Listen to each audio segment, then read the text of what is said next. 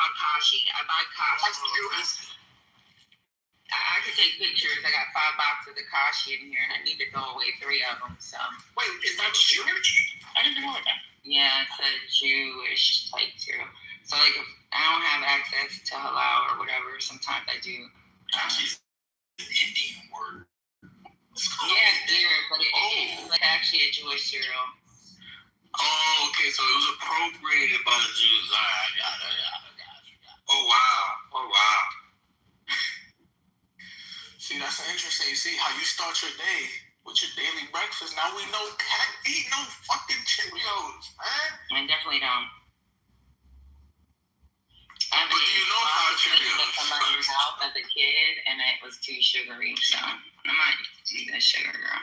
You turn out to be so sweet. Let me stop. That was just childish banter. I have a girlfriend, and then I'm into foot. Guys, take notes. Yeah, not too much on Patty, thank you. How did we get here?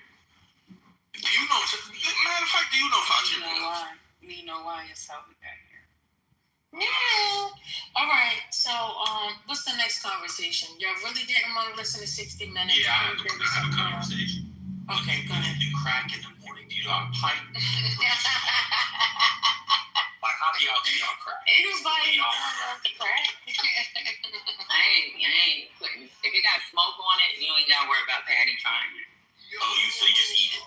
I'd probably eat it on accident, but no. I don't do drugs, bro. I never did drugs. One thing I could say in my life, I've never fucking touched drugs, even as a teenager. Word? What is drugs? I've never even smoked marijuana in my life. I had to do my darn lie detector test.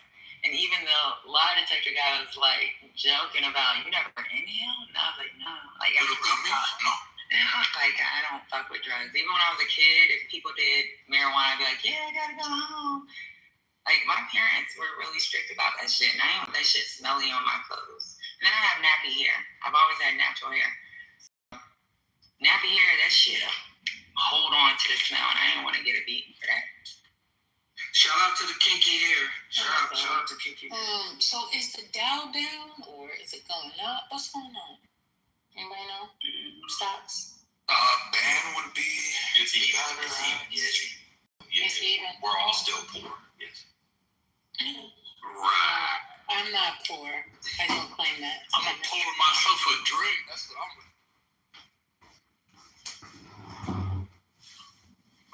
Is everybody okay? No. No, I'm not okay. No, I'm not. And why would I be the one asking that anyway? Well, that's a good sign that you're asking, checking on us. I might change things around and to do a wellness check. Thank you. But no, I'm not okay. There's a potential merger between United Airlines and fucking American. Oh, merger. Oh, shit. I don't know how to feel about that. Me either. Because I'm going into bankruptcy. Fucking United. It was United American and Delta. United American, like, this shit is. I flew Delta before. It was alright. But I never flew United. Flown, sorry. I don't know if I said it wrong. Don't worry. The grammatics really don't matter in that instant. Nobody's gonna chip off of that. They merge all the time. American Airlines or United, right? Nobody in this room. Yeah, that's one of the major. I'm like, yes. Wait, you guys had a miss? You guys like that? It's monopolization. Our concern is monopolization. Right. I don't think we realize this. I'm gonna be honest with y'all. United is the only one that actually still serves real meals. Yeah, so like if you take the Delta or American and your flight is less than so many hours, they just give you fucking peanuts and cookies and ice cream. Whereas American still serves a meal. So but the meal be bullshit though, boy. It ain't world class. They're still giving meals though. They're the only one that gives meals. So they unite. What happens then? They merge. What happens? They get rid of the meal. I like when they give me United. What do you care about the meal, Patty? We're sitting at the airport for sometimes hours with a million restaurants restaurants and little, stores that we can grab food. And unless you're talking about a flight that's like international or over 4 hours, like who cares? Get the bag of pretzels. Get the pretzels. I'm more worried about the time and the flights being on time and just, not less options. As far as yeah, because they also have hubs. Like New Jersey is a United hub, and so you can fly a lot out of there. And then Atlanta has Delta and all that. And Dallas has American. BWA, don't you board the plane first anyway? Why would I board the plane first? Yeah, he does because you're military. No, he tries to sound retarded. So no, you know what's funny though? That's how you know I've grown, because the word retarded did cross my mind, but that was just an intrusive thought, and I went with reality. You're military. That's what I meant. I don't wear uniform. I'm not uniform military. I'm not in the military. I'm not active duty. Yeah, but they still let retirees. United does the retirees and United does both. That's why I'm like, United still have the old school thing, whereas Delta and American doesn't. And then another thing United does, if you're military and you're traveling in uniform, they automatically grade your seat to first class. If you, and then even if you're not in uniform, if they have additional seats that haven't been purchased, they automatically give it to military. Damn, that's hard. Yeah, I don't fuck with that. I do. I do all the time. I'm saying when I was in the military, I was young. I got you first class. I'm okay with them upgrading my seat 9 months. I'm talking about boarding first and all that shit he was saying. Oh, so you just don't. I'm bringing attention to myself, bro. I wish I liked to fly. So I just lost the desire to fly, and it's really bad because I do it. You fly every fucking day at 2 o'clock. Light up, and you're fucking sky high. Y'all need to take Delta Blue. Delta 1. If y'all take Delta, you get the leather bag instead of the little flimsy ass bag they give you in first class. They give you a leather one. Your eye protection is leather. It's nice. I think the only other person that talks about it with me has been Spirit. Spirit, you took it right. Oh, Delta 1? Yeah. Let me tell you, couple times, and it's fantastic. By the way, you can get a good deal of miles with Delta 1 if you do it right. That's what I did. That and the JetBlue Mint is quite lovely. No, I haven't done JetBlue. Yeah. I tried Spirit, and that's because somebody else bought it. Hey, how you doing? My homegirls bought a whole bunch of first class tickets for Spirit because they were cheap, and that is the worst first class experience ever. Damn. Are they going out of business? I think it was Spirit. Yeah. They're like, yeah, they went out of business. It was Spirit or JetBlue. Or they, I think with Spirit, you get that's what they call first class. You get 2 seats. Two seats? Yeah, that's funny. Yeah, it's like 2 seats in the front. It's stupid. Yeah, but I'm most concerned with USO when I go to the airport. If I'm going to deviate for a minute. That's what's important. What is that? I mean, it's for military. It's like USO is like their ghetto ass American Express Lounge. Nah, it's not ghetto, yo. Come on, yo. They got free food. They got more. I will say this. USO has more than the American Express Lounge. I'm going to be honest. Oh, shit. Come on, there's free food. There's video games. If you need to shower and stuff like that. Yeah, you can see. It's not high class, but yeah. Oh, you got video games before your flight? That's tough. Yeah. I'm saying if you're stranded, bro, or if you're traveling for it's taking like a while to travel, if it's a days where you're going to, if you're your family, because you know what I'm saying, use it. They'll wake you up, right? You tell them what time, the person in front, what time your flight's supposed to leave. They'll wake you up. Yeah, I've used the USO Lounge before. They'll wake you up? Yo, that's Speaking of flights, did they decide whether they're going to bail out Spirit? I think they are.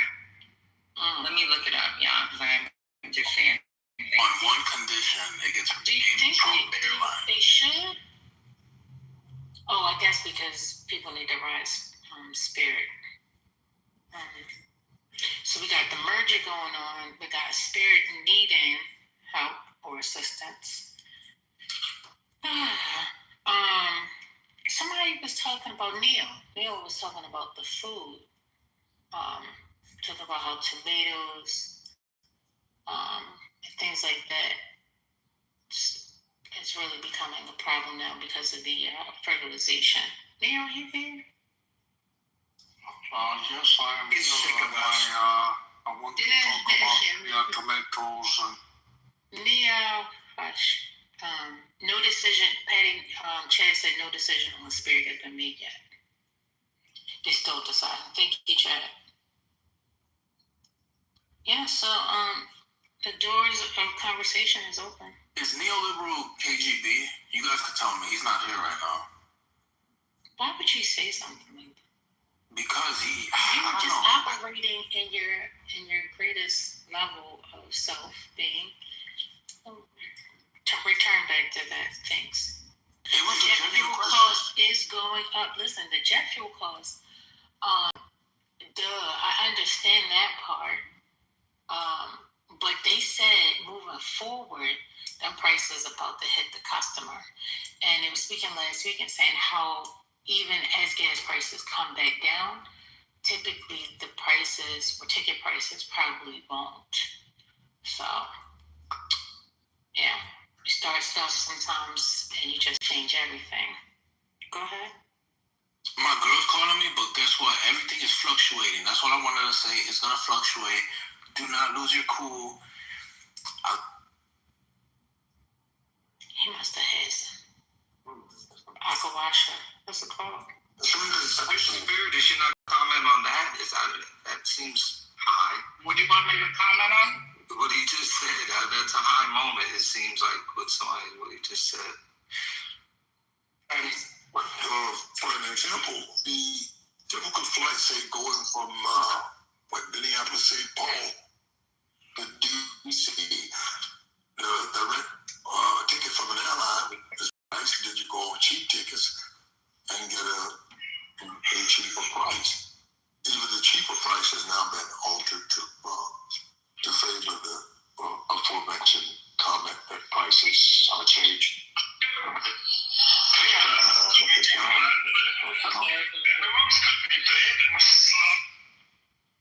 Okay, so I did find an article. It says they're not fully bailing out Spirit Airlines yet.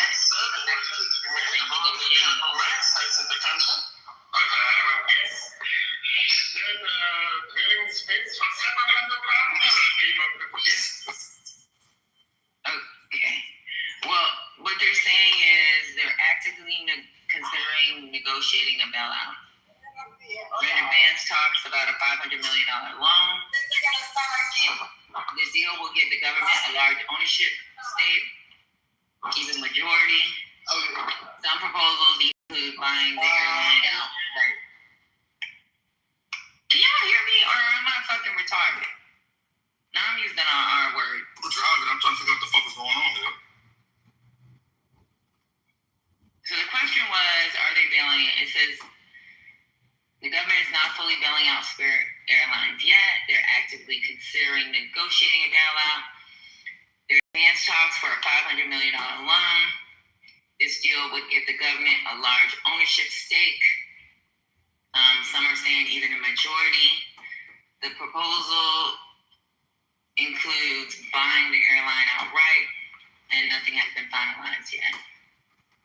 The reason why they're doing this is because it can be anywhere from 14,000 to 17,000 workers could lose employment if they collapse. And then losing Spirit would reduce low-cost options and raise fares. But they are considering and negotiating some type of bailout. They're still doing that. Thank you. So it's in the process. Yeah, but the government owning it, having majority stake, that's kind of, I don't know what. I'm trying to look that up too. Yeah, a state-owned airline sounds like another country that we can name, a couple of other countries. That's like really, like that's what we're doing. Like you lay off then you hire and control the airline. It's kind of ironic. Well, what federal employee you talking about, though, bro? No, with all those layoffs. I mean, the initial round of layoffs. But now we're concerned about jobs, and so they were going to come in and save this airline. Like, yo, it's capitalism, man. They was doing, let them fall. You know what I'm saying? They don't tell it to the work of America who are actually going to work and just need some help with food. You don't come in and see and want to help them, but you're going to want to help a bunch of dudes that mismanaged in the airlines. It's just crazy to me. Now they care about jobs. It's crazy. You know, I'd like to give my opinion on this because this is something that I feel passionate about, along with black coffee and plantain chips. One second.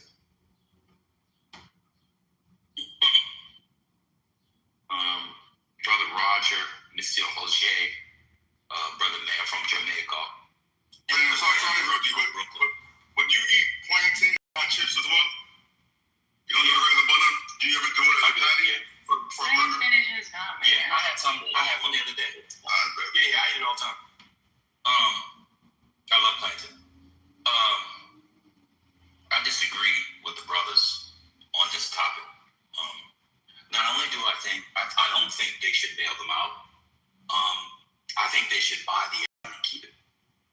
And I think the United States should once again flirt with having a government-owned airline. Let me tell you why. They're constantly bailing airlines out. Constantly. So it happens all the time. Now I'm being a little Marxist, so I apologize. Airlines are actually part of the means of production. If you follow Mail's advice from Jamaica, Mr. Roger and the Rambler, to their logical conclusions, that could be any airline. The entire economy would collapse.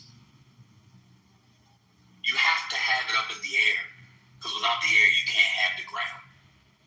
So if you let Spirit, and the reason why people are saying Spirit, to be fair, is because of Spirit. If it was Delta, most people wouldn't be saying let it collapse. So you have some brand bias. That being said, Spirit's had less fatal crashes than Delta has. They also have newer planes. And they're safer planes. They get them from better suppliers than Delta does. But because it's big and yellow, and you all are swayed by what your eyes see, as opposed to what your brain can know, you think Delta and American are safer when they're not. But you guys aren't ready for that conversation yet, so I'll put that to the side. Let me just continue. We actually have to, the job thing is a lot of job, that's another thing. We actually need to begin to explore the government being involved in this sort of stuff, because the service is terrible, the price is out of control, and the taxpayers are paying for it anyway on both ends, whether it's on the ticketing side or if it's on the, see, Patty says it's trash. I've flown on Spirit. It was a more comfortable ride than Delta. No, I was looking at first class. They're first class seats, or you get 2 seats. You don't get the lay down seats. You don't get the bigger seats. They are small seats. I'm a small person, so it's okay. But you get 2 seats. That first class is trash. My homegirl had bought the whole first class section, or business class, whatever the fuck they want to call it, and that shit was trash. Okay.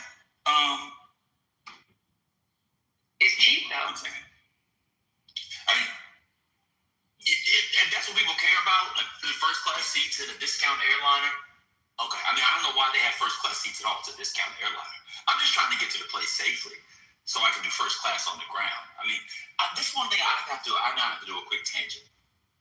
People will talk about how bad or / good airline food is, but they ordered P.F. Chang's at their house 2 times last week, or had Chick-fil-A. You're eating bad food every day. Why you have expectations for a meal to be good up in the air is absurd anyway, but I don't want to get to that. I don't know, people's brains go out the window. I'm about to go on this plane. Anyway, I don't see why the government doesn't have a bigger stake in these airlines. We bail them out. We don't we put very little contingency on the bailouts. They still buy back the stock. The CEOs still get their executive pay, and they still raise prices. So we don't put price on. So after the last time the airline bailouts came, what they do? Started charging you for your luggage. Y'all not ready for the hard conversations. According to Rambler and Mail from Jamaica, and Mr. Roger we should just have them all fail. Cool. Let's let all the airlines fail. Let's let capitalism bail us out when you need something flown from California to Maine and it has to get on that same train that they had. I checked the baggage anyway, and sure they'll make it. I'm done. So I'll agree with you. I think that the government should have their own airline because that's kind of like a way of controlling the price of tickets from these private airlines. Like, let's say they do buy out Spirit, they can control the price on what Spirit charges. Now, don't get me wrong, them seats are trash, but I mean cheaper seats. And with, I mean, it's like what would we say it? It'll be cheaper ticket prices. The government could having at least one of these airlines, them having some type of equity stake. I think that would force the private airlines to lower their prices. So Ben, I'm sorry, Patty, you still speaking? Oh, so Ben, you make excellent points. I didn't do a deep dive. I guess I was doing it through the lens of this administration and not trusting that they would do it in a fashion that was equitable and fair and put in the proper, tools to make it work the way you described. So yeah. But you made valid points.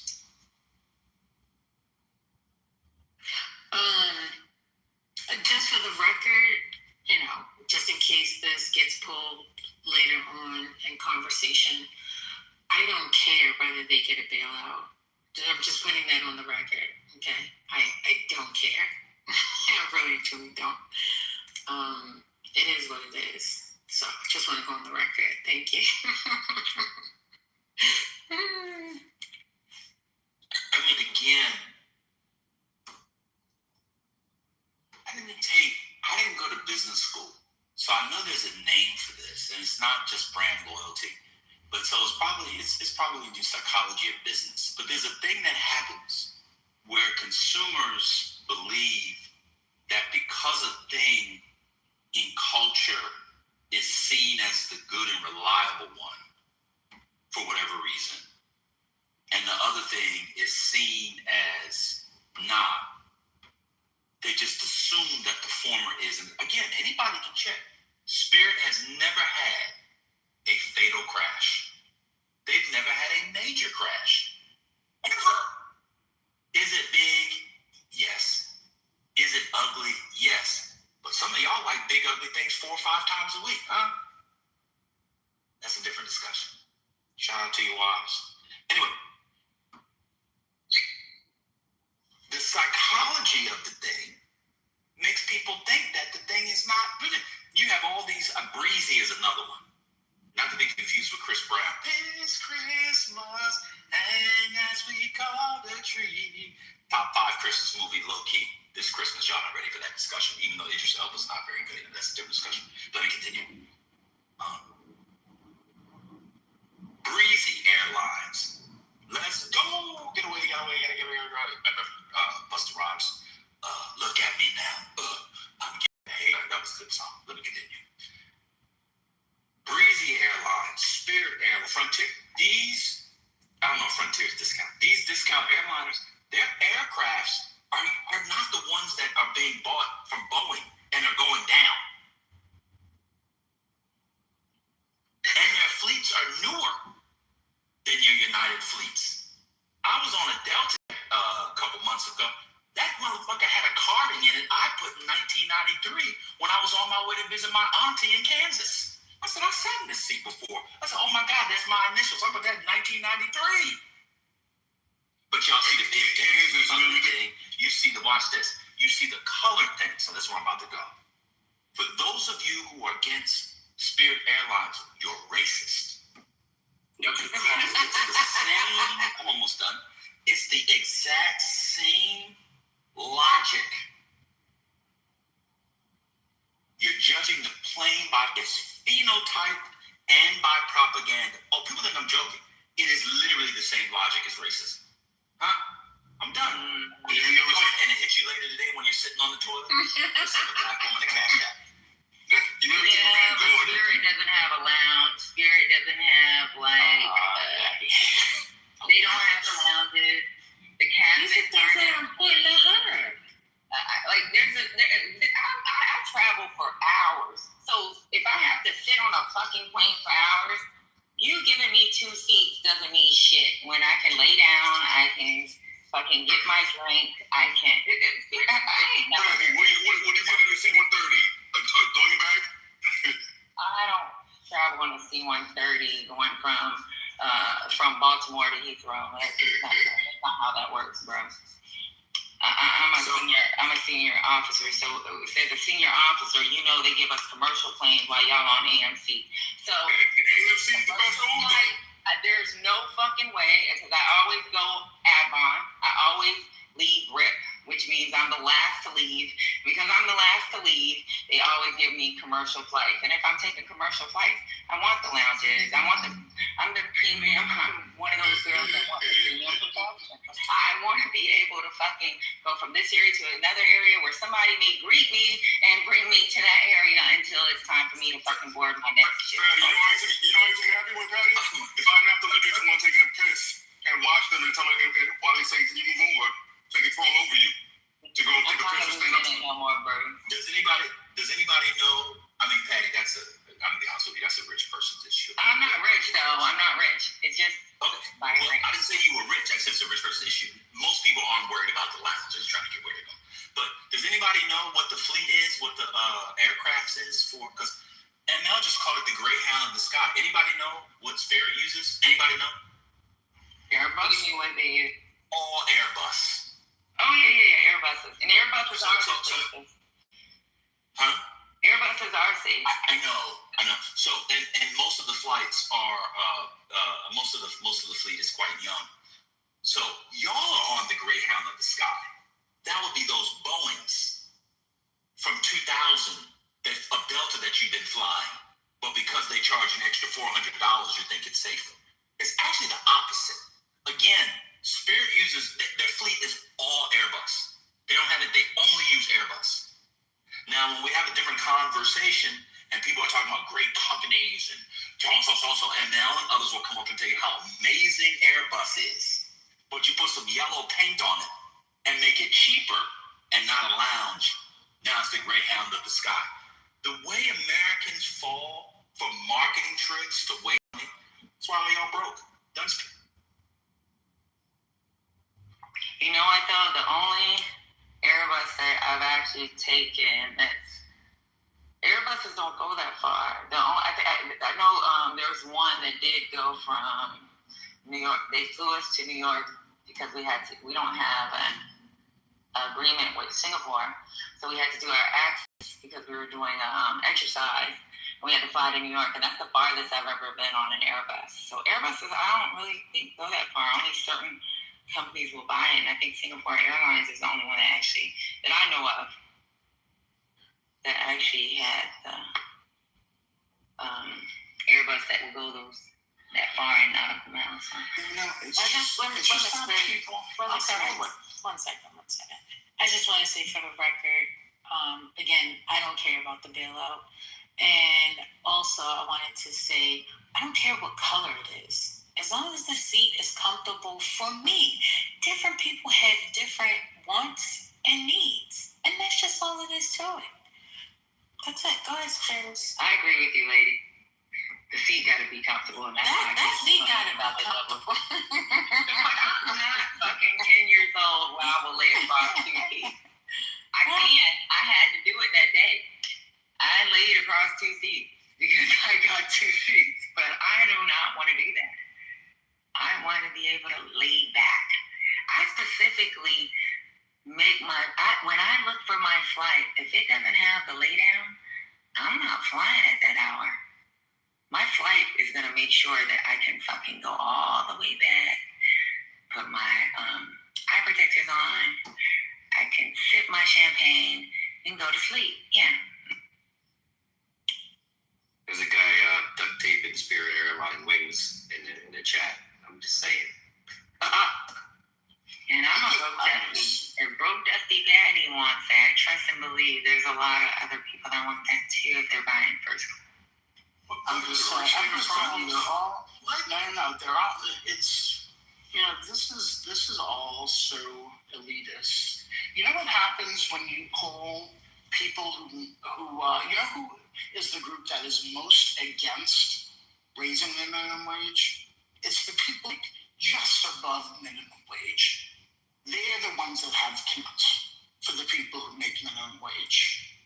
So what's happening in here is that we have contempt for the people who are actually budgeting and going on a quote-unquote budget airline. And you should all be ashamed of yourself. No, I said that we should have one state. Oh, I said I think we should have. No. So that's not what you're going to do here. I actually said I believe that it should be a government-owned airline because that is a way they can have price controls, at least for that airline, which may affect the private airlines, which would affect Delta, it would affect the United, it would affect an American, because they'd be like, damn, people are taking those flights because they're cheaper. So I say we should have a government one, but I'm not going to take it if they don't get better seating. The only reason why I took that one at the time is because I had a girlfriend that bought those seats, and it was a free flight. Oh, shit. Too close. Hey, Spirit, I don't care what this aesthetics of a plane looks like. I used to jump out of them motherfuckers, and I feel the pain today, so I don't really care what the plane looks like. And you know what, to be honest with you, guess how much he spent? One of the real ones. Guess how much he spent for 10 feet, all in quote-unquote first class? $4,000. 10 seats. 10 seats. That was cheap. That's good. How much? I paid for 2 seats on Delta One, and that was $4,000. For 2 seats? For 2 seats on Delta One, and that was even. Were you going overseas? No, that wasn't going overseas. You know, you were the same people who shamed us for taking the Fun Law bus from Chinatown, New York to Chinatown, Boston. Yeah, that's Fun Law. Yeah, so That brings back memories, Spirit. Thank you. So should we start from scratch up with the airlines, or government airlines? Can we just buy somebody's planes, but rather than bail somebody out, maybe that would work better. So if they bail them out, part of the what they're saying is part of the negotiations is them being the major stakeholder. So them having, I guess, them having an opinion on what the price looks like. I don't know. The price points. I just don't want cronies being bailed out.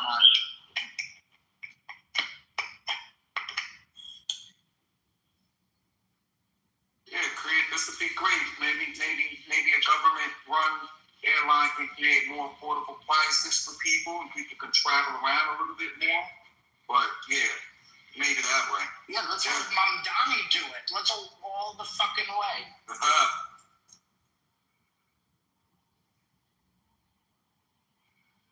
It's latte time. I'm excited.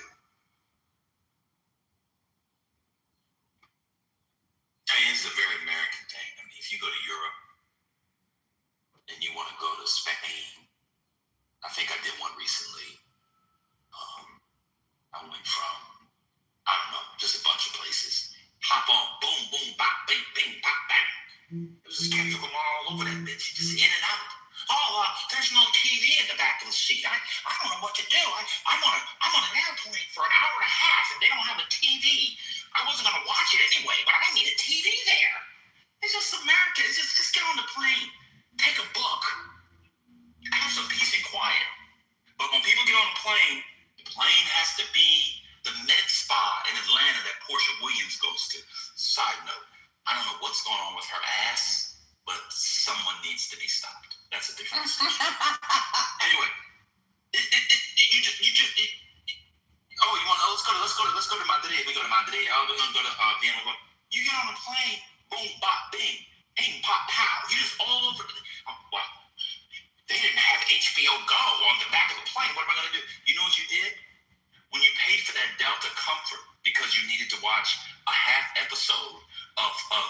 on HBO Go, HBO Max, while somebody was kicking you in the back.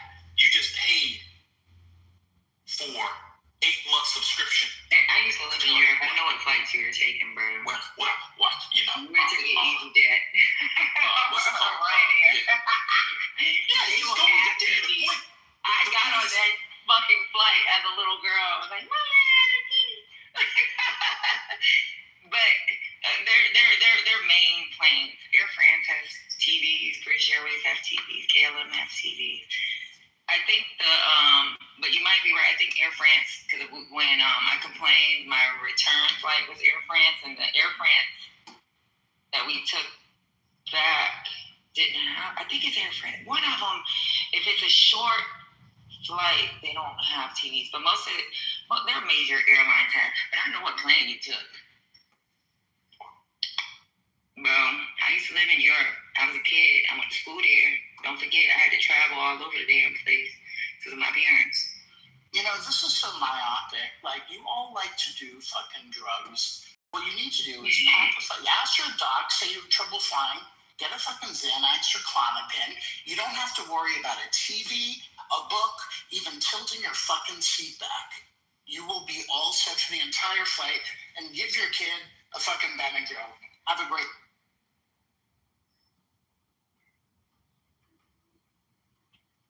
Yep. I don't know. Dylan just said she can't have a comfortable seat and Wi-Fi for anything over 7 hours. We're at the point now where people can't go more than 7 hours without Wi-Fi? I can't. My legs freeze up. You need Wi-Fi for your legs? I need Wi-Fi. I need Wi-Fi. I need my legs. I need my legs to be able to spread. Yeah, I need all that.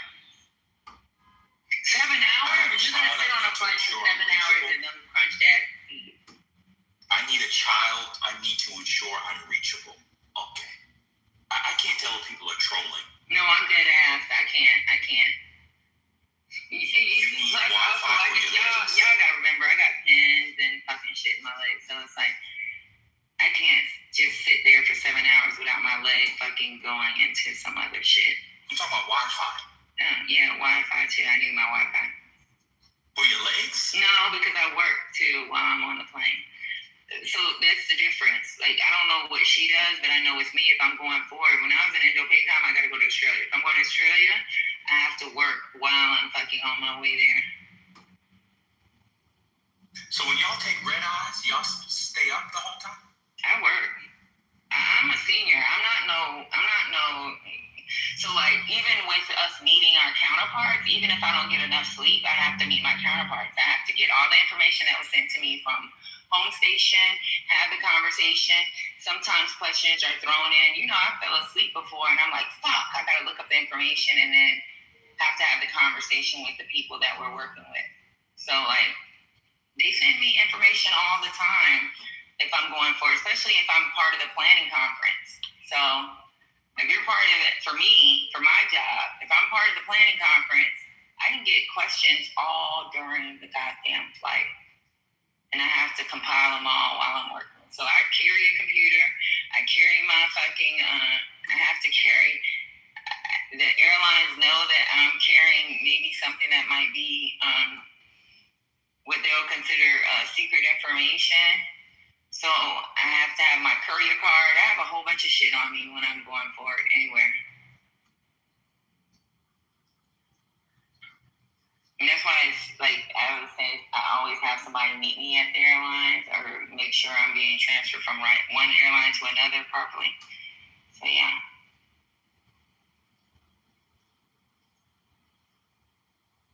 I just think it depends on your job. I mean, just for me, I have to have access to Wi-Fi.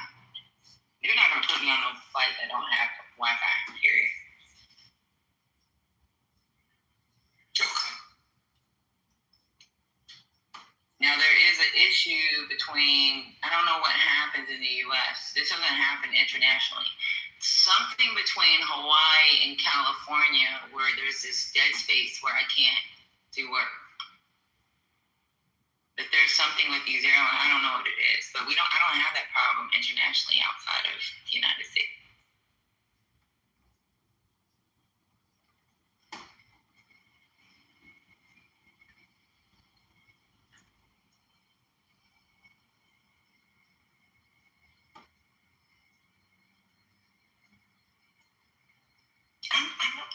Okay, so let's take you away. So, put any advice for someone who's about to take 11-hour. I mean, what would you do? Y'all send me to the meetings. Y'all gotta. I gotta go to the meeting. I'll go in with a birthday. When is the troll ban? Are people serious? What do you do for 11 hours? You could take your computer. You could take books. You could write. You could knit. I mean, you could sleep. What about going on an airplane where people all of a sudden turn into retards? What do you mean? What do you do? I don't even understand. You get up, walk around. If you're with somebody, you can take cards. I gotta be honest with y'all. I must be the least important human being. But Dylan says that can't go more than 7 hours with Wi-Fi because she has a child. I must be a terrible father. I've definitely been on planes and not used the Wi-Fi for more than 7 hours. I must be the worst father in the history of the world for going more. Y'all never gone more than 7 hours and not had Wi-Fi. I'm gonna be honest with y'all. I think I might start my own room for just unimportant BANs on the app. Y'all are some of the most important, coveted people in the history of humankind. I gotta be honest with y'all. I never. Y'all must be really important. Hit me in the back channel. I wanna be what y'all are when I grow up. Rich, important, fine, connected. You can't go 7 hours. I'm not talking to you, Patty. You can't go 7 hours without Wi-Fi. What happens when you go to sleep at night?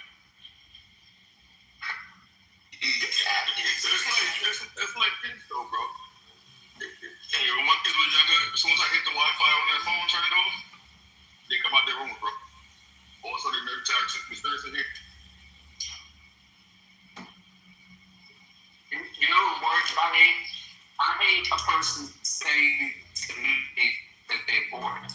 Which reminds me of as I listen to Bad. I don't know, how is a human being bored? Like bored, when someone says they're bored, it triggers me. Like, you have a brain. How could you ever be bored? So my ex used to say all the time to the kids, yeah. That was a trigger word, bored. Bored? I'm like, what the fuck? You ain't got no shit to do? Like, I mean, I think I've had something to do all my life. I swear, like how could you possibly be bored? To the point where you wake up out of sleep because you got shit you gotta do. Man, you gotta think about shit while I'm sleeping. What I gotta do when I wake up? Like, oh, what are we doing? Like, the first thing I do in the morning is replay my day in my head, because while I do take a lot of notes, most things I do remember. You know. So yeah, how the freak can you be bored? It's crazy to me. And an adult being bored is even worse. Like stop. So Dr. Smarty Pants said she's going to Tanzania and she's worried about leg space. Well, as one who's almost 6'4", you'll be fine. Tall people who are much taller than you people, much bigger, take flights all the time, B. Your legs aren't going to fall off. You get up, you walk around. Where are you going? Jumbo. Hanabalisi. I want to Tangawizi. Go practice your Swahili. You'll be fine. Y'all not even that big of people. I don't know what it is about flying on an airplane. Everybody turns into Queen Victoria on there. But all I needed is a proper leg space, Wi-Fi, and a reclining chair. Because if I could have But when you were in that car, partying, driving to Bonnaroo or Coachella, and you was all of a sudden that was fun. Now all of a sudden that I'm flying, I've got to have all of my carriage rides to be there. But when you was following behind that boy or that girl, you'd be crunched up in the back of that Peter Pan bus stop. I never took a Peter Pan. Peter Pan was way back in the days. You're talking about old school. Oh my goodness, they had Peter Pans in the 2000s. Why would I take a Peter Pan in the 2000s? And I wasn't talking about you, Patty. I just mean general. I've never been on a Peter Pan either. My dad used to take Peter Pan with my mom to Woodbury Commons. Shout out to Woodbury. I heard somebody just Smarty Pants, Dr. Smarty Pants just said she had a Nissan Versa for years. But let me tell you something. If you're flying, first of all, you're going to Tanzania, go to Samaki, the one in Dar, one of my favorite restaurants in the world. You want to do Samaki is the Swahili word for fish. Delicious food and the partying is crazy. You want to do Samaki. But you on your way to Tanzania, you won't even be thinking about your legs. You'll be hyped. But she said she had a Nissan Versa for years. I'm sorry, you drove a Nissan Versa. So you don't think she should be comfortable on a plane for over 7 hours from the United States of America? I've flown to Tanzania many times. I'm almost 6'4". If I was comfortable, she could be comfortable. She'll be fine. She's 5'8". Man, my dad took a flight. Let me tell you what's so funny. My dad took a flight for 5 hours and he bought Economy Plus. And he said he can never do that again.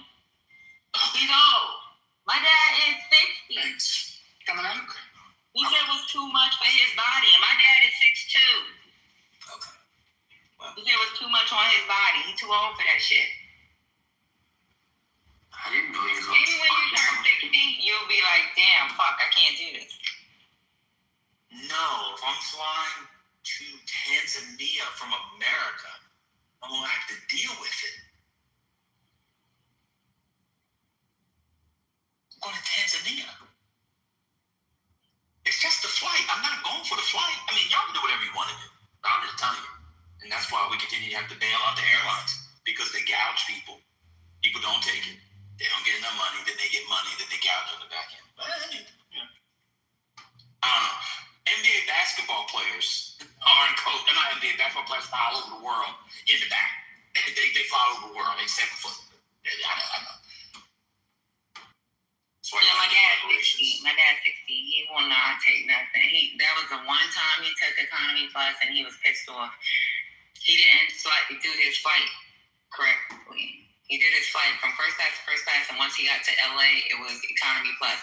And he said that was the worst flight of his life. And that was only 5 hours. From LA to fucking Hawaii. He said his legs went dead. He fucking had to get up and walk around the plane. He said he'll never do it again. He's old. My dad's old. And I think at that time, he probably was like 57 and he was fucking hurting.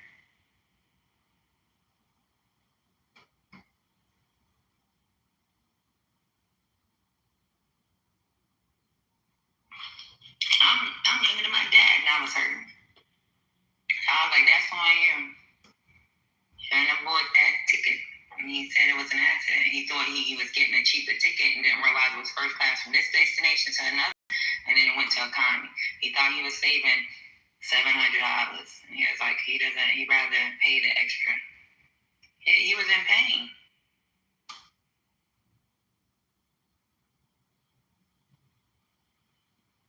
My daddy old. I mean, at that time, he was like around 57. Like 3-4 years ago. Yeah.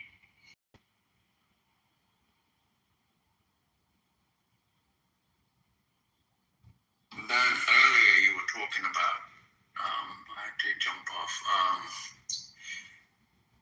I tried to look it up. It's a halo effect, or at least in business school, the terminology I guess you were thinking about. The halo effect was part of what he was talking about. Yeah, brand equity and all that. A piece of it. He actually said the right word when he was talking about business school. Yep, and you're right. I got an MBA. He said the right word. He said, "What do y'all call it?" He said the right word. And Lilo was part of that. Yeah, I got thrown off a little bit, but I was like, "You're right. It is racist. The only reason Spirit gets the bad rep that it has is because of the TikTok videos of people trolling and stuff like that, going back and forth. That's the only reason." Have you moved Spirit, Lord? Miss Wilson? Oh yeah. Okay. I've flown Spirit. Here's the thing: when I'm on U.S. soil, I don't mind. I will fucking fly. What's that plane thing called? What's that? Hold on, give me 1 second. Hold on, Spirit. And the only reason why my girlfriend bought those tickets like it was cost efficient for her to buy Spirit. It was 10 girls. And then also, the only way you can get 2 bags for the free for her friends was to buy the goddamn business class. And even with the first class, and even buying that class, it was not that. It was a fucking small seat. The seats are really small. So when you're not going between major markets, like I've flown from New York to Minneapolis and I go on that length of flight, the first class is like nothing. It's like slightly better. You got that one row on one side. Yeah, even if you're talking about, I know what you're talking about because I've taken those seats too. Those seats are still larger than the Spirit seat. Oh yeah, Spirit well, I don't know what small. Spirit is. I don't know what Spirit is, to be honest, but you know, or even Southwest. But yeah, but just that first class is like, you know, it's like fine. It's totally fine. But you don't get TVs or anything, which is totally fine. Yeah, you but don't. It's just not all first class. You know, you go New York to LA or New York to London or something like that. And they don't even call that Miami. class. They usually call that business class when it's like that. Yeah, so Patty, I just asked, there's this regional thing, they call Allegiant. I would fly fucking Allegiant. Now, if I'm leaving US soil and going, if I'm leaving US soil, going anywhere, then I'm like, okay, I can pick and choose. I just refrain from flying any American airline. That's just what it is. Matter of fact, I'll take a picture of what my seat. I got it on my thing. This is when we went to Houston for my homegirl's birthday. This is what first class looked like. And look at my bag and my shoe, like how much space I had in between. And the reason why, if you my foot is extended to the other side, because that's the second seat that they give me. Let me go ahead and PTR. I'm setting it as my profile picture. You see my purse. You see my foot extended to the other side. You see my scarf on that seat because I got 2 seats. Look how much space is in between the two. Shout out to Givenchy. I'm just telling you, that's how much space. You see how thin that is? That's how thin your seat is. So you were flying from Atlanta to Houston? No, from Chicago to Houston. That's what, 2 hours? Yeah, but regardless of the fact, I still would have got better seats if I got premium economy. The seat was small. It was really small. I'm a small person, so it's fine. But then, like, you got girls with big butts, thick girls. I'm not a thick girl. You know, Patty, I'm getting tired of you reminding people that you're a small person. Yesterday, we had to put up with someone saying medically non-compliant like a million times. Can you stop it? No. I'm just telling you the truth. Look how thin that seat is. It's enough for me to lay down. I can lay down in 2 seats.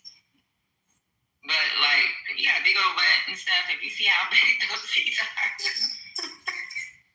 Yes. That medical compliance conversation was crazy. It took a long time for us, lady. I just didn't know Oh my myself. goodness. And then Ben just left us. He, just leave us out in the wilderness and just disappeared. But I mean, this is what your quote unquote first class business class looks like in Spirit. And I'm just being honest. And you see those 2 little silver bars? Look, my scarf was enough to put on that seat between.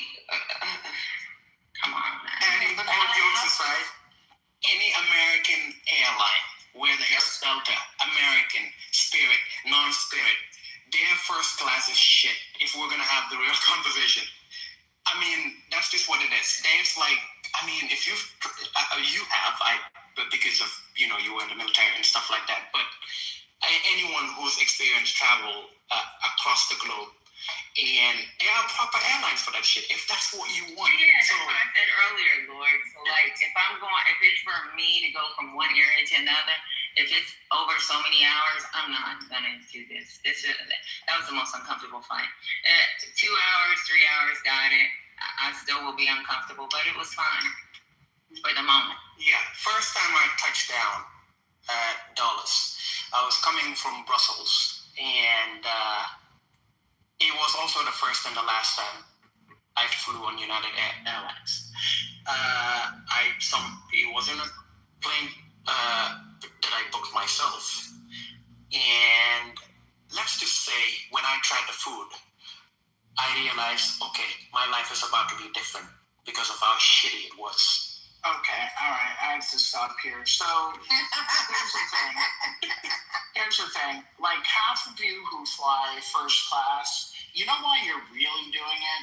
It's not only so that you can board first, but so that you can be settled in your seat, judging all the people who have to walk through your section to go to their shitty coach sheets, so you can judge them, so they can look at you like you're some baller. That's So not why I like they're to looking live in. at them. I'm not talking about Miss Patty. You better not be talking about me. All you're doing, you're judging them. They're disheveled. They're 3 kids. They don't have their shit together. They're yelling. They're screaming. Nobody can find the overhead compartment. And you are laughing with your sunglasses on, legs crossed, deciding which HBO show you should watch while they're not getting an overhead compartment and fighting for their coach seat. That's what you're doing with your ticket. Dang, he is. Can you let my shirt go? I'll tell you what I'm doing. I'm usually at the back of the Southwest plane, making sure that I can strike a conversation with the ladies going in back and forth. That's about it. Cheap shit. I'm not paying for no first class on American soil. Call me cheap or whatever. I'm just not gonna gonna put do you it. anti-American since you brought up Americans. I'm gonna say P just looked up a flight from wherever she is, or maybe it's from New York. I don't know. From New York to Paris, it was about $1,100. Oops, it was $1,100. You know, just coach. Business class was $5,500. I'm sorry, $6,500. Y'all worried about leg cramps? Wow. And you're worried about leg cramps. Then you get leg cramps sitting in the house on Clubhouse listening to people crash out, talking about they was on private and had a meetup. And you do that for free. People are spending $6,000 of their dollars to not have leg cramps. By the way, I've flown to Paris many times in coach. Never got a leg cramp. And I'm taller than all of y'all. I'm bigger than everybody speaking. But people are spending $5,000. Yeah, I don't put that much. I use Skylux. If you use Skylux, they have discounted tickets. You can spend anywhere from $2,000. Now, the most I've ever spent was $4,000. Daddy, you are not helping yourself, right? Yeah, I'm never gonna spend. This isn't going My on. Skylux, you can get a ticket for $2,000. Okay. And If somebody else is paying for it, or if I get a free upgrade, other than that, I'm assuming. yeah, most of the time I get free upgrades, to be honest with you. And then because I got enough flight miles, because of the fact that I had to deploy so many times or even fucking go to other countries just for fucking work purposes, and they automatically gave me an upgrade. If it's a family trip for me and my daughter and her friends, then I always use my points. So to be honest with you, I don't have those problems because I'm not a civilian. I get a lot of free tickets from the government to go forward anywhere, and I get to collect my points. And that's why we're swimming in so much. Anyway, I'm going to say this one last time. You all have health insurance. Speak to your doctor. Tell them you're stressed when you fly. Get the fucking Klonopin or the Xanax. You don't have to worry about fucking leg cramps, the seat going back, the kid kicking the back of your seat, the TV, the books, the drinks, the fake food. Just do that. Jesus fucking Christ, that's the hack. Great statement. Yeah, I remember back in the day, I would wait for the last way at the end, and then they would flip your flight for you when I had plenty of time on my hands as a young man. I would get my frequent flyer miles just hanging out there. We don't use taxpayer money for first class. First of all, the fucking companies automatically give us first class if there's available seats. It's not your goddamn taxpayer dollars. Your goddamn taxpayer dollars are being Patty, spent. stop being No, sure. Sonny, no. Because it's always a stupid ass comment on what your taxpayer dollars are being paid so that we can go out there and we can fucking secure or do a fucking site survey so fucking soldiers can fucking train. That's why the fuck I have to get on goddamn flight. Now, American, Delta, fucking Lithuania, whatever fucking flight I gotta get on, the reason why they fucking upgrade the seat is because they want to. They do it for government employees. That has nothing to do with your fucking taxpayer dollars. Now make that make sense. When you take dollars being expended by several entities, especially when it comes to .gov and the spending budget, Talking about using her and fucking aviation, transportation, motherfucker, your and ass the is Department of right? Transportation, they flipped a lot of money. The overspend is an overspending budget there, and I think we could critique that budget and it could be reshaped, reformed by we the people, and get much better results and get more of our people involved in flying them, because it's as you alluded, in fact, that once you fly first class, you likely never fly coach again, but the whole goddamn plane is going to get to it's going to arrive at the destination, barring a crash. So, I mean, for real. Maybe my black ass shouldn't have got promoted where I have to go forward and do a fucking site survey. Maybe that'll be a fucking satisfaction for whoever got a comment on someone being able to get a fucking, guess what? I'm a black woman who got fucking promoted, and guess what? These private fucking companies, as soon as they find out you're military, they'll say, hey, we may be able to upgrade you. Talk to them once you get there if we're not able to fucking sell the seat. That's what the fuck happened. And guess what? If they don't have the available seat, I might be able to pay for it, because they only give it to you if there's more than one. So if there's only one available seat and they're waiting to that last minute, I'll be like, hey, can I pay for it? I'll pay for it. I have gotten used to it. It's okay. You're not paying for it. I am. Well, I would sell my first class and my other frequent flying miles up to Kazook on various airlines from American, United, and Delta. Others, some of them are faded, but nevertheless, they would all give some frequent flight. They have incentives to get on an airline and get off an airline. Yeah. Convince somebody needs to fly. Goddamn, you have my seat. Give them goddamn frequent flyer miles, free tickets, and some incentives on your credit cards. A bunch of free shit out there if you're looking for it. And it's great. It's great if you love the travelers. It's right there where you are. It reminds me of anybody remember the Key and Peele skit where they're letting everybody, they're boarding the plane and they go through every single class imaginable before they get to, maybe not. Anyway, it's a funny sketch.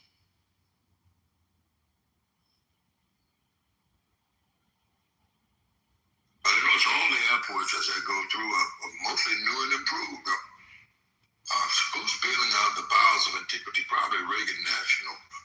But beyond Reagan National, people have, flamboyant. They have goddamn everything except the Dufur on sale inside the airport. So Ambassador, what was it like flying on Pan Am? Well, I didn't fly a lot of Pan Am. I've done every other American airline, Southwest Airline. Pan Am was in the bowels of antiquity, but I was flying mostly United then, and then I think you were probably flying worked for Continental, so Eastern Airlines. I got a lot of free shit out of it, Continental. Yeah. But all airlines offer you something. Even from JetBlue, well, they're merging somewhere, I assume. Was it JetBlue and Choo-Choo merging, etc.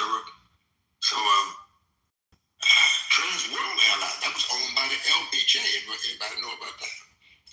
You sound like a TWA guy. I'm a TWA guy. You know, I flew on all those old airlines. That means I'm really that. What, Eastern Airlines too? Did you do that? Eastern Airlines? That was a big one. Eastern Airlines. They used to hand out major airlines. pins. I worked with the Rock Were they golden blue Spiritus? I don't remember. I just remember like they would always, I remember be like catching a Boston, flight. New York, Washington, Florida, like I remember catching a flight as a little girl, and I believe it was Eastern. When you said it, yeah, they were all up and down the East Coast. Yeah, we flew I from don't know what New happened York to to that. Milwaukee. Yeah, blue and gold. I think it's a couple of them. All right, is there another conversation ready to load?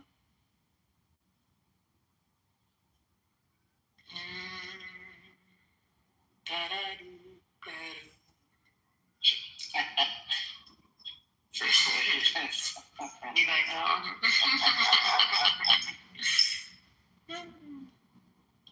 I think I did once.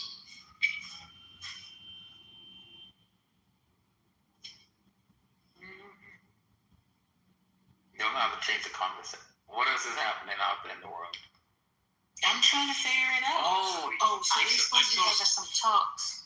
Go ahead. Yeah, I read a story and I looked at it online. Whereas a lot of the farmers would complain that they didn't have workers, to do their crops. So the article was about the farmers in Idaho, and right now they're coming on harvesting like their carrots and blah blah blah and their potatoes and whatnot.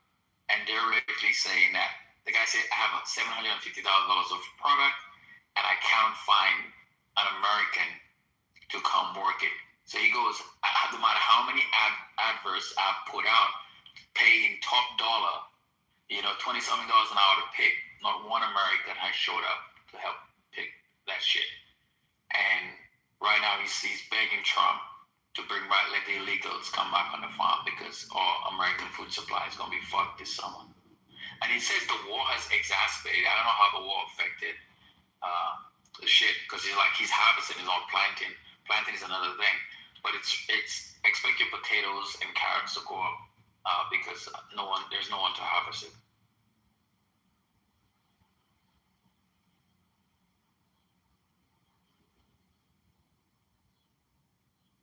Harvest what? Your potatoes. Oh, okay. Yeah, I was trying to. Okay. Don't have nobody to do it. So, okay. But I really thought potatoes were all harvested with machinery. The way I was like, I thought this was all machinery. I guess not. I don't know.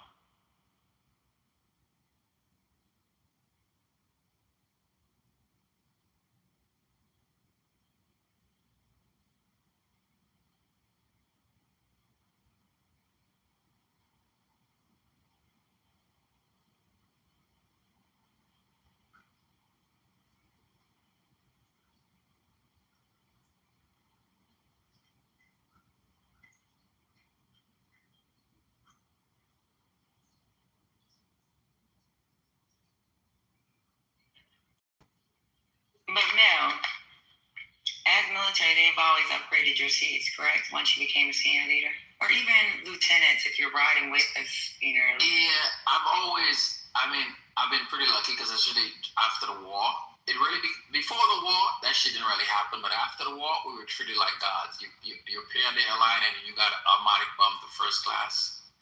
But they used to do that shit too much on international flights. I said one time I was flying to South Korea.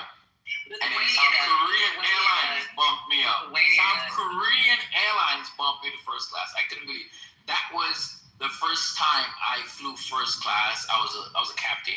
First time I flew first class in my life, and that shit was. I was like, oh, this is the life. This is the life that I want to live when I grow up. I want to fly first class. South Korea does. They do immediately now.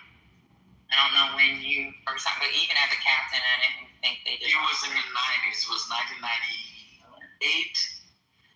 But I know South Korea, Lithuania, all the U.S. airlines, if you're a leader, if there's seats, if there's more than one seat, they give you that seat. If there's only one seat, they try to hold on to it to sell it.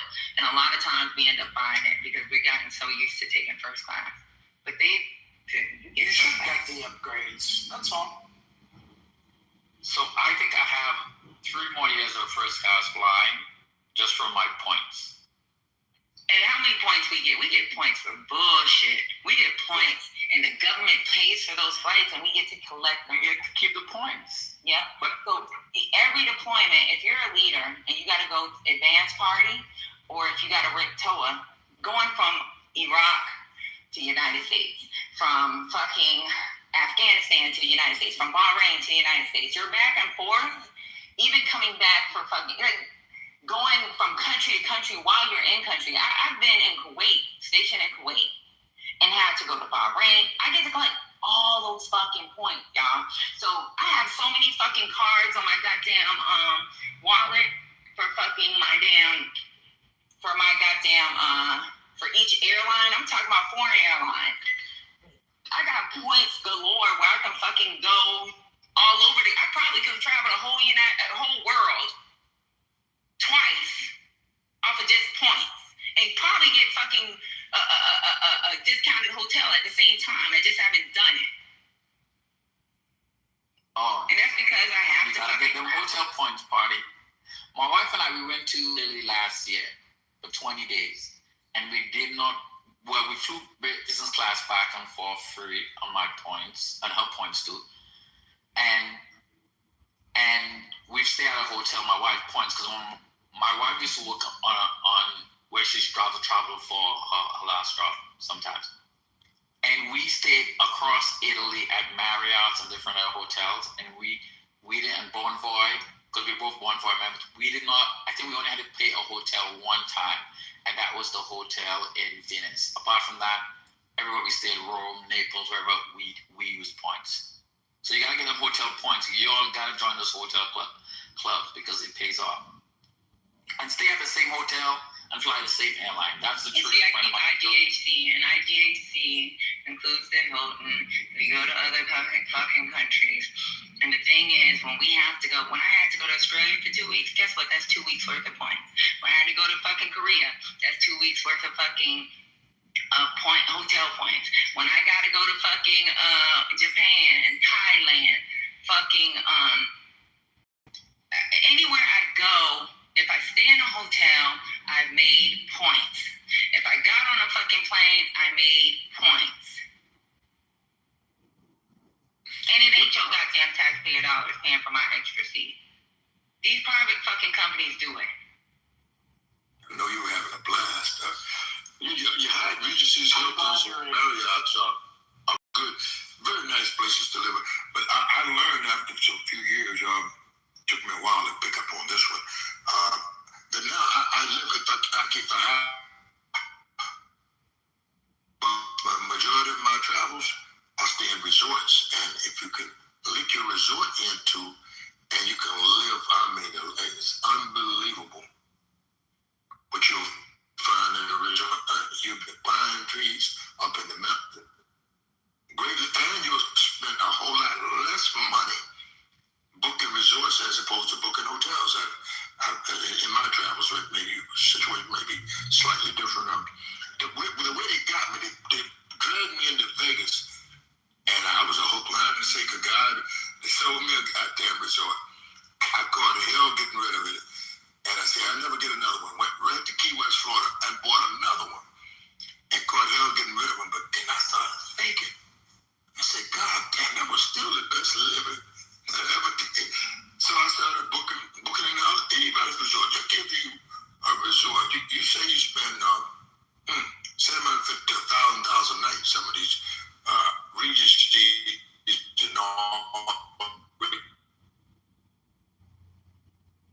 place here. Literally about $1,000 your whole family and your dog. If you got a cat, you can bring him too. But nevertheless, you will save. Oh my God, it's quadruple, whatever that percent number is. You will save quadruple by booking resorts as the booking hotels. I land my plane just on the facts and say, my.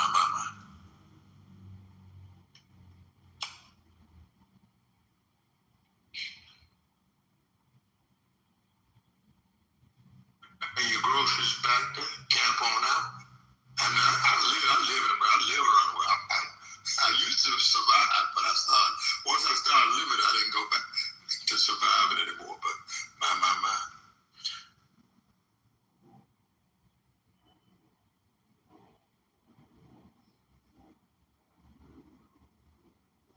Sounds like you got hustled into some timeshare. And I got hustled, but I hustled some people too, and I just found out it took the hard way to learn it. But I learned it, and I said, damn it, you get out in the resort. Well, no, then I used to sell them to people who sell resorts. See, I'm a hood salesman. I sold them shirts, caps, and watches to the people who are salesmen. They don't have time to shop. A car salesman, a hairdresser, who else don't shop? Car hairdressers, and there's a couple of more people that don't. They're pretty much stationary. They got to be there to make it happen, to make their money. Those are my best customers, and they buy the shirts, caps, and watches, and I mean gimmicks. People buy gimmicks. If you notice it, that was a gimmick when they told me they got that resort. But I said I learned. I tough nails. When I made that last goddamn, what did you got to pay a maintenance fee? I said, I'm going to pay that. But I look at that last maintenance fee, I got pissed. I said, I'm selling this shit and sold it. But now booking them is fairly easy because somebody will say you're not going to be there a day or two, a week or two at the most probably. Somebody will say you 2 weeks. It's amazing savings, y'all. And you live better and you enjoy yourself. Go around the town, see the townspeople. You book them hotels, you spend all your play money in the goddamn hotel. So it's just different ways of looking at it. It's all, and just depending upon what perspective and what you're actually there to do. To say my master.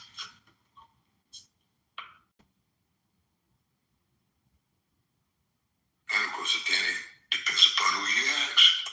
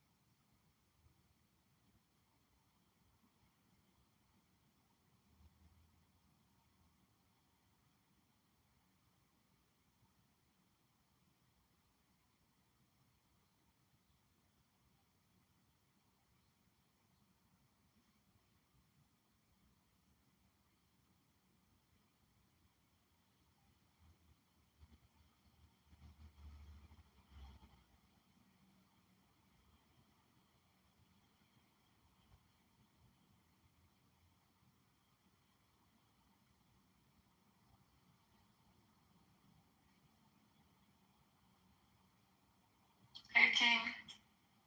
No. Whew. I just cranked myself up. I just caught the video. So he was under the table. He did slide underneath of there. And then once the people with the rifles, all black with the rifles, once they came out to secure before they could move him, it does look like he tripped. So, like I said, I didn't see the video all the way through until just now. And I don't know. I mean, maybe, his shoes was untied. I don't know. All right, King Nav, what you got? Not much. I just came to say hi, and I thought the interview was interesting that Trump did in 60 Minutes. Yeah, it was really funny. He got upset as soon as she asked about the Manifesto. He said, I knew it. I knew you were going to say it. Disgusting. You're a disgrace. Oh my God. Oof, child. If I'd have been there or backstage, probably would have fired me because the way I would have hollered in the background would not have been good at all. Definitely would have laughed. It's too bad it's normalized that the quote-unquote leader of the free world or any headed state can talk to a reporter like that. It's kind of sad. It's really pathetic of that man to.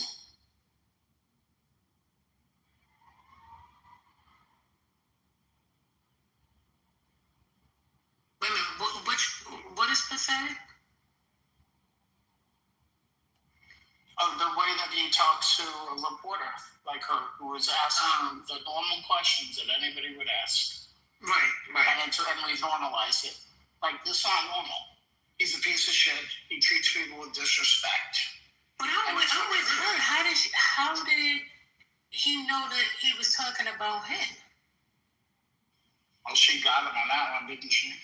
She was like, I'm sorry. Do you think he's talking about you? Well, didn't the manifesto say something about an administration led by a pedophile and like he said all the. Oh, did he say? Oh, okay. He said. I thought so. I mean, maybe I'm wrong. I didn't read it.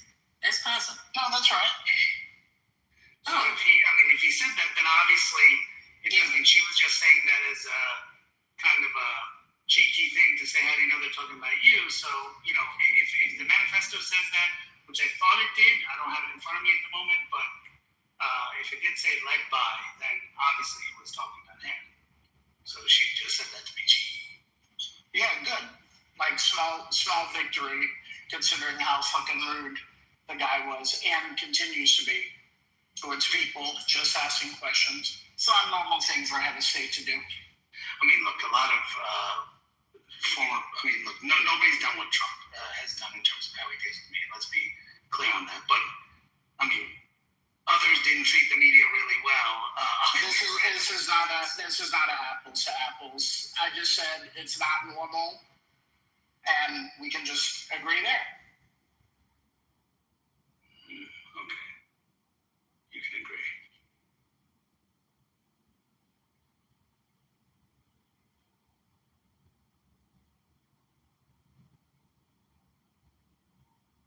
So maybe you're saying that she should have asked the question like, well, you saw the manifesto. He says a few harsh words. What do you think about that? Instead of repeating it, you think that's what he was looking for? People haven't read the manifesto. That's the whole point of the news. So reacting to the manifesto, here's what it reads. And then for him to get so offended and rude, which is not the first time, like he's got to do it. He's the fucking president. Okay, so maybe before she said it, now understand this is not 60 Minutes, CBS words. We do not approve of this particular message, but I'm going to read from the manifesto, maybe a preamble kind of thing. Would that probably have been more acceptable? No, she's just reading the manifesto. Like, it should be a normal thing. Just you're reading the manifesto and somebody's reacting to it. What the manifesto is about. That's all. React to it like a normal person. Don't be offended and act like a fucking child.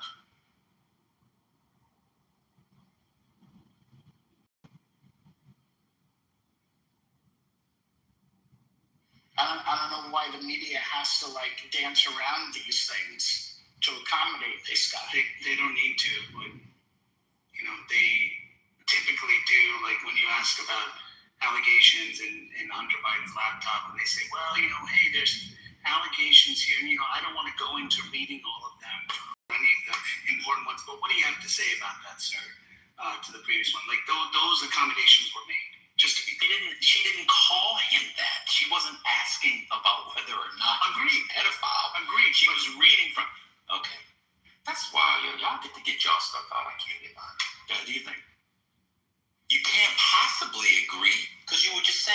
opposite.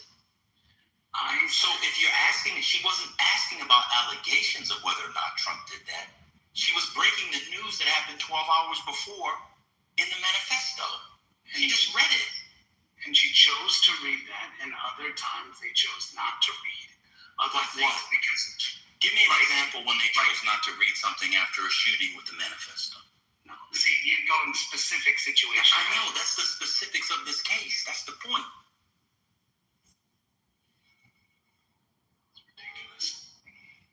So give me an example. Not It wouldn't be Hunter Biden. Obviously, not with the shooting example, obviously. But it wouldn't be Hunter Biden generally, because the Hunter Biden thing, you'd be asking about whether or not he did it. That's not what she did here. She was reading what was in the thing. The accommodations that one has to make for Donald Trump, who uses literal Stalin rhetoric, because for people, that stuff, Stalin used to say that, is insane. He's allowed to call people dog, dumb, etc. The lady just read from the thing. But, what about Hunter Biden? That's just insane. I don't even understand it. That's just wild. You're president of the United States, and somebody just could have shot you and your cabinet up, and he seemed more mad at her than the guy that did the shooting. Oh, he should be on a football team. That boy could run, huh? Get him on the team. Like, he was joking about him. But you got to say, well, he said some things in the manifesto. I didn't even understand that. I thought Donald Trump's interview generally was fine, but I didn't understand that moment why he flipped out, and then I don't know.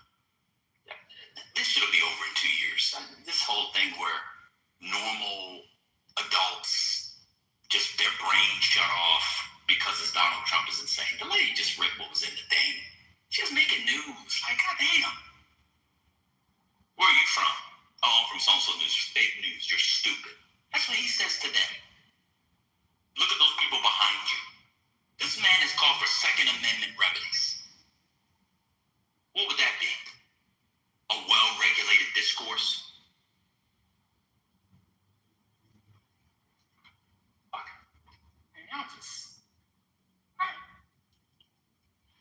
don't know what kind of attachment this person has on grown-ups. It's very strange to me.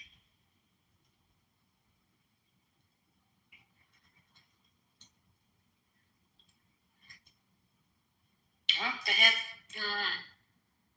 it's a protection clause. That's what it is. It must be. Mm-hmm. It was Norah O'Donnell, right? I'm gonna read. I'm gonna see the question again.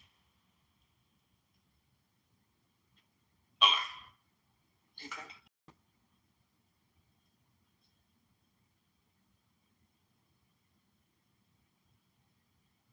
I mean, you had the previous president whose campaign was feeding questions to reporters. So, what does that have to do with what we're talking So about? those are the questions they asked. So they were accommodating the questions that the previous president wanted to a Wisconsin radio station. How did that? And they did it. So the media was accommodating questions the way they wanted. I know all presidents do that. I'm not saying that's good or bad, but it has nothing to do with this. That's like a whataboutism that's different. I mean, have you seen the pro-Trump media that exists? Like, they're pro-Trump, pro-Biden, pro-Democrat. That's a different discussion. I'm talking about there was a shooting, and within 12 hours, the lady ran from the manifesto. It says, question, the so-called manifesto is stunning to read, Mr. President. He appears to reference a motive. He says, I'm no longer willing to permit a pedophile, rapist, and traitor to coat my hands with his crimes. What's your reaction to that? She was pointing out what the guy said in the manifesto was his motive. What does the Biden administration giving questions to MSNBC have to do with it, whether or not Trump gives questions to Sean Hannity and Laura Ingraham? He has Laura Ingraham, who has more people watching the mainstream media, come in, and she does a whole glossy thing with him with a declaration, like all presidents do. That's not actually a response. Let's go back to the I'm confused with that. I'm no longer willing to... I'm confused with the feeding the presidents to the questions to the media. I don't know, but that's a red herring. So that's the way that people want us to change the topic. So I'm not going to take the bait. all presidents feed. I mean, they have press shops. That's but do they actually feed the questions to the media, or the media give them the topics and then they're able to do the So research? they feed, to be clear, they feed questions, but not all media actually takes stands. But in the last one, the media basically complied with those questions. So how does that fit what we're talking about? Because you can choose the questions that are on topic and that are off topic, and they comply with it. So this is on topic. This is from the manifesto. No. So the president, the person who's interviewed, can say, only ask me these questions, and they say, okay, and they do it. How do you know they gave them a pre-approved list of questions? And it's in reporting. I haven't read any reporting on that. I'll put a couple of sources up, and then you can... Wait, you have a source of Nora O'Donnell getting pre-approved? I didn't say Nora O'Donnell. Last night? See, that's right. I'm talking about this one. We're talking about last night. We listened to it in here. I know how questions work. It's been happening since the beginning of the country, just before the beginning of the country. Anyway, I'm no longer willing to permit a pedophile, rapist, and traitor to coat my hands with his crimes. What's your reaction to that? That was the guy's motive. How's that question out of bounds? Larger manifesto, but okay, that's one piece of it. Okay, what was the other piece of it that we Well, he talked a lot about the administration, what the administration did, what that he felt it was his only, this was his only chance to act on it. That's not motive. So what else was the motive that she missed? What motive did she miss?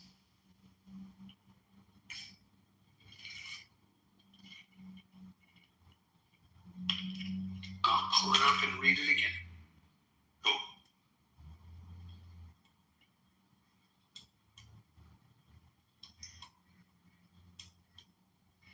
So I guess we have normalized. Okay.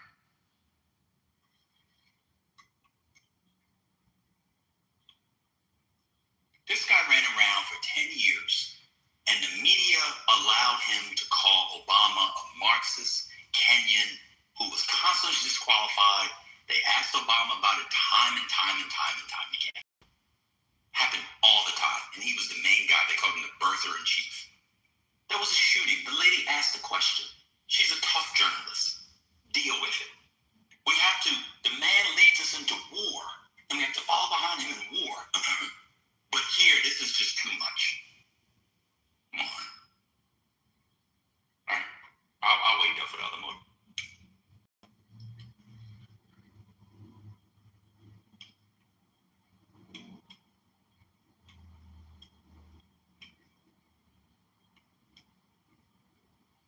While we wait on that, First Lady talked about Kimmel. Enough is enough. Kimmel's hateful and violent rhetoric is intended to divide our country.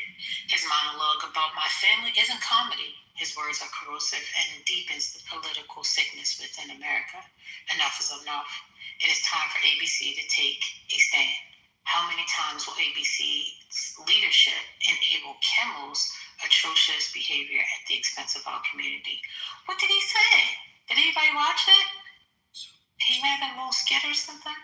So see, Yeah, he made a joke about her being having the glow of an expected widow. Huh? Yeah, he made like a widow joke, like her husband would be dead or something.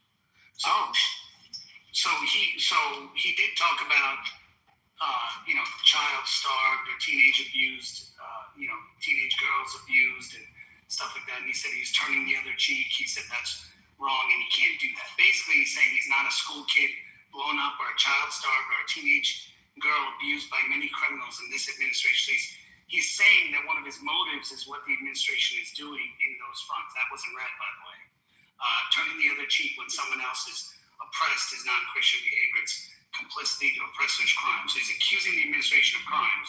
That wasn't read. So his That's motive literally read. is That's those what being crimes. a pedophile is. It literally says, So I'm it no says, longer- I'm not a school kid blown up or child starved or a teenage girl abused by criminals in this administration.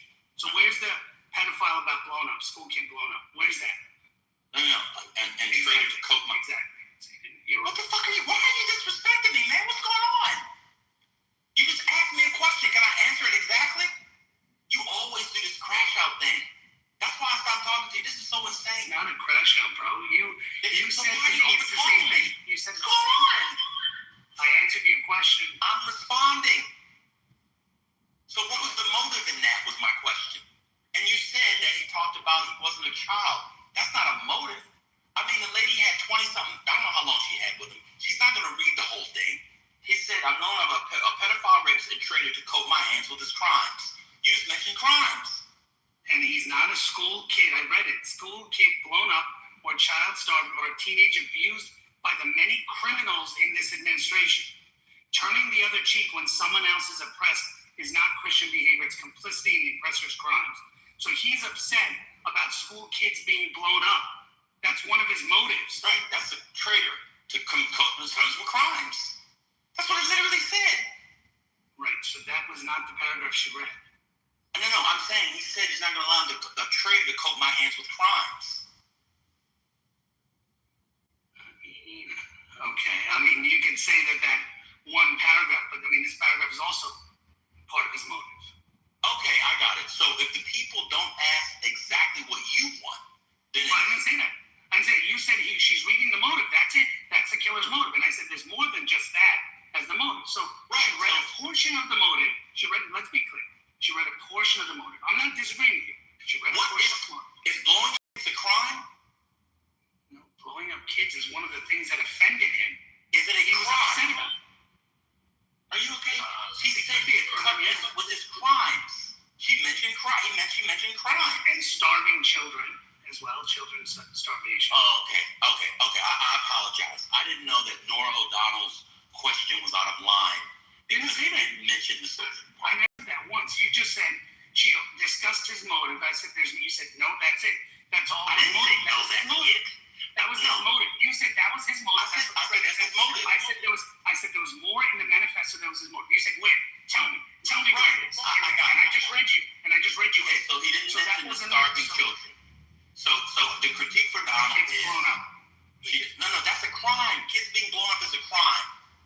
Okay, fine. So since she didn't mention kids blowing up and starving children, question justify Trump blowing No, up. not at all. I didn't say that at all. I'm just saying you said again.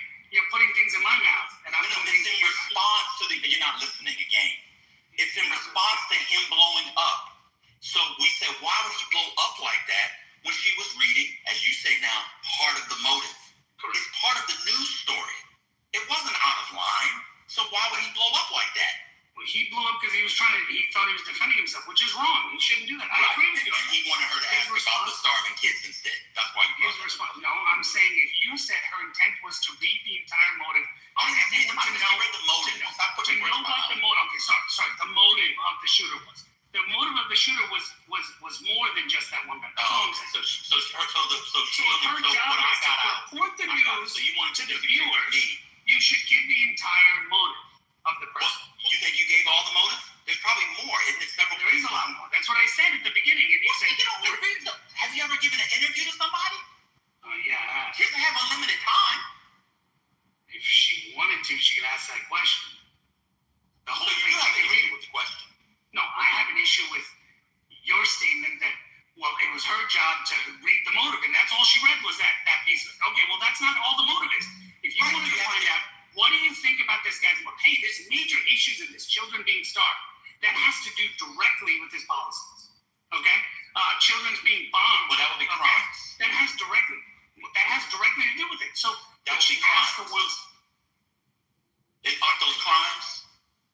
I mean, if you want to say children starving in another nation, I don't know if that's a crime because the view is USAID.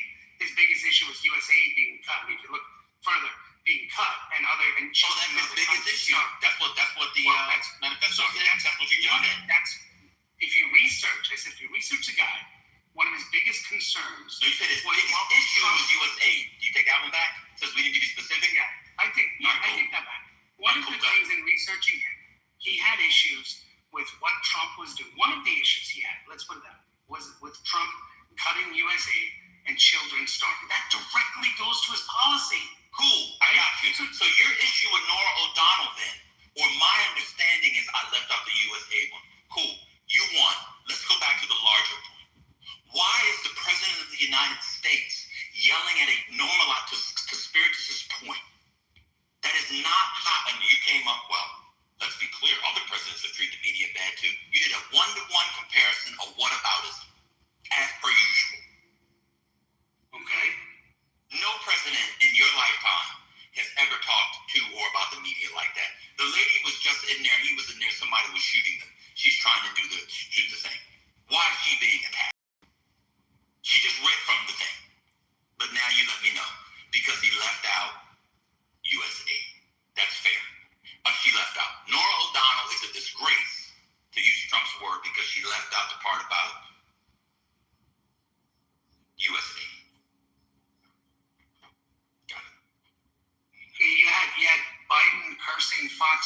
reporters for asking about inflation. Like, why does he need to curse them? What did he say? About inflation? What did he say? Oh my God! It's even in Reuters. President Biden was caught cursing at Fox News reporters. What did he say? Calling the guy a fucking asshole. Okay. What did he say? He insulted Ducey. So you're making an equivalence between Donald Trump treating No, you said presidents don't report. Presidents treat the media that way when they get a question they don't like or whatever. They don't. So no man in your lifetime has ever treated the media the way Donald Trump has. Him cussing at Steve Ducey, and apparently according to Ducey, that's kind of like they had a nice little back and forth. I think they like each other. Him cussing at Steve Ducey, I mean Peter Ducey. Well, I think Steve Ducey too. They had to go, but yeah, Peter Ducey, the son. Peter said they had it. To you, I guess now you're bringing up that's the equivalent. So now, according to King Nat, Biden treated the media the way Trump did. Got it. Because Peter. So then, what are you bringing up for? I said that's a one-off. All right. You gave me a one-off. I did give you a one-off. You're right. Go on, man. Enjoy. I'm done. I just don't understand why it was even. The point I'm getting at is that all of these people treat the media like. Wait a minute. Was it in private? Trump is worse. Was it in private? Let me finish. Trump is worse than every single. Let's be clear. In the way he treats worse than every single president ever. Okay? Can we agree? Of our lifetime. I don't think ever. Of our lifetime. Fair. Of our lifetime. Okay? And let's be clear. But to say that you should treat the media with respect, other presidents haven't treated them with respect. Let's agree on that. And who said that? I'm saying that. Who said you should treat the media with respect? That's what Spiritus was saying. Oh, you should treat them with respect. They're asking questions. They're doing their job. Okay. That's what I'm saying. Yeah, it should be respectful. He's the head of state. Is that not true? You don't believe that? Wait a minute. One mic on me. Biden responded sarcastically over dinner reporters shouting questions with a hot mic on, not knowing his mic was on, and said, "What a stupid son of a bitch." So you're comparing by the way, within an hour of the exchange, Biden called Ducey's cell phone and said it's nothing personal. So he called to apologize. So your big one-off and equivalence from Biden was something he said to himself or to an aide on a hot mic that he then apologized for. That's the bad one. That's treating the media without respect. Okay. I guess I'll be the piggy. I'll be the piggy and be quiet. To the point of treating the media with respect, who's allowed in the White House briefing rooms? Like, who's in that press corps? Fucking influencers? Legacy media? Or are we talking about right-wing people that are allowed in to ask the questions? CNN is there. Caitlin Collins always asking questions. Cool. CNN got in. Nice. What are you saying? AP is in. I'm just saying its relationship with the media is not CBS. That's all. That's the. Well, yeah, a lot of them are there because they had to go to court to be there. They tried to kick a lot of them out. You're talking about DOD. To be fair, I think you're talking about DOD press conferences, not White House. DOD as well. I don't think so. I think maybe I'm wrong, but I'll look it up. But I think the president rearranged the seating in the thing to include the Mike Pillow guy and other people. But CNN always had a seat. They just didn't get their front row seat. They got a second row seat, and other media are there, and they're asking questions, including CBS and ABC, all the major outlets. But more were added, and some of them were reshuffled, which people are saying, why is CNN in the second row? I don't think they had to go to court in the second Trump administration. The first one they did. In the second Trump administration, I just think he rearranged them to piss them off and put other people in there that may have should be in there. But I mean, that's quote. The Associated Press versus Budowich. Excluding the AP from White House events on the express basis of its editorial viewpoint violates the First Amendment. This was filed a month into the administration. They kicked out the Associated Press and other outlets, and it went through the courts in this administration. So they had to sue to get back in, as I said. see. So maybe it was, but I know CNN was always there. ABC was always there. I'm pretty sure that he didn't kick